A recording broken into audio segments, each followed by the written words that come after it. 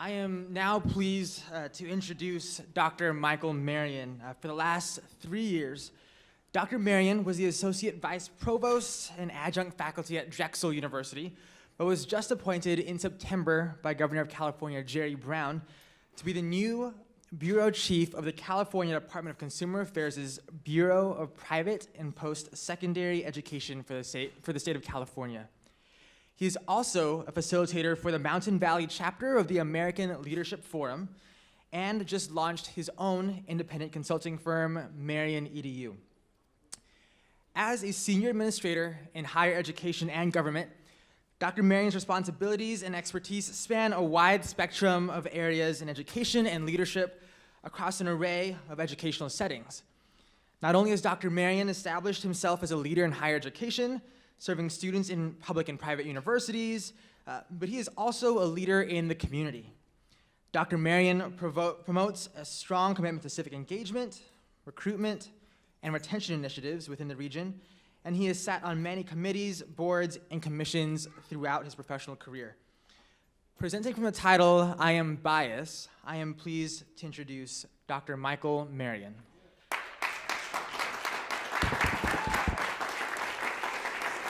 Sometimes you have to do things you dislike to create things you desire.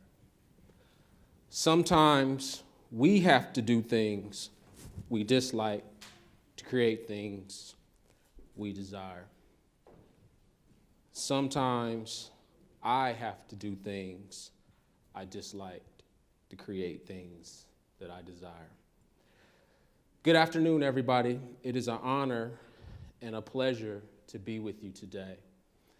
Rounding up to about almost 20 years in higher education, I've been asking myself this question: am I biased? And on my conscious side, I'm thinking, who, me? On my unconscious side, I'm thinking, yes, I am. Be clear, when I'm saying bias, it's the prejudice in favor of or against one thing, person, and or group compared with another, usually in a way considered to be unfair. I think about the decisions that I've made throughout my career, and I ask myself, have I made decisions that were biased and unfair to some of the students that I've worked with? I ask myself, have I done that to faculty and staff that I worked with? When I think about the brain, the neural brain, it is said that 11 billion bits of information go through your mind every second, but you only register 40 bits of information. 40 bits, not 11 billion or million. And so thinking that and knowing that, I often ask myself, how am I doing in engaging our students? And what am I thinking about when I am engaging with them? Am I fully present? Am I with them? We talk about being student-centered and student-friendly, but I think it's important to see this quote that I just pulled up. The eyes see only what the mind is prepared to comprehend. Which means that how I was raised and or what I've been through will likely affect the decisions I make and or the interactions that I have with students, faculty, staff, and or parents. So when you see this word on the screen, what is the first thing that comes to mind? What does your conscious say? And or what does your unconscious say? Because remember, we have 11 bits of information, 11 million bits of information that comes across your mind, but only 40 bits register. So when I see the word immigrant and or you see the word immigrant, is it this Because I'll tell you, when I first came to higher education as a student from Portland, Oregon, family from Mississippi, this is not what I thought of when I thought of immigrant. I had no idea what the sign meant, and it didn't register with me at all. But what did register when the term immigrant did come was this. Based on how I was raised and where I was raised and what I experienced. And it's interesting, this word immigrant, because isn't this country founded on refugees and immigrants? Let me give you another one. Healthcare. What do you think of when healthcare comes up? What are your biases that come up with healthcare? Is it elderly, Caucasian, or based on your upbringing, could it be a 3-month-old child or a child born 3 months early to 2 young black family, 2 black parents? Is that something that came up to you when you thought of healthcare? Because in this society, it's interesting how the media likes to point out things based on who's in office, where you are in the world, and what information is being fed to you. Now, I'll tell you, when I was raised and how I was raised, the latter one is the one I thought of in healthcare. That's what I thought of. But what I didn't tell you about that second picture, that child born premature, is my son in the back. That I'm a doctor, that my wife's a doctor, that my brother-in-law's a doctor, that my brother's a doctor. You just saw a picture of a child born 3 months premature who is healthy as can be in the back. But it's a stereotype that comes when you often think of healthcare. Let me give you another one. Crack cocaine. What is the first thing that popped in your mind, in your conscious versus your unconscious? Was it this? Or was it this? Pookie from New Jack City. How many people know Pookie? Raise your hand, be honest. Which better known as Chris Rock, which is a movie. Unfortunately, the media will show you the second picture, but the mass amount of people that use crack cocaine were from the suburbs. What biases do I have? What biases do you have? One more. Patriot. What does that mean to you? Is it this? I come from a military family. Both of my grandfathers served. One of my grandfathers was a colonel. So when I think of patriot, this is what I think of. But is this not a patriot? Because in my world, that's definitely a patriot. And that doesn't take anything away from the first one at all.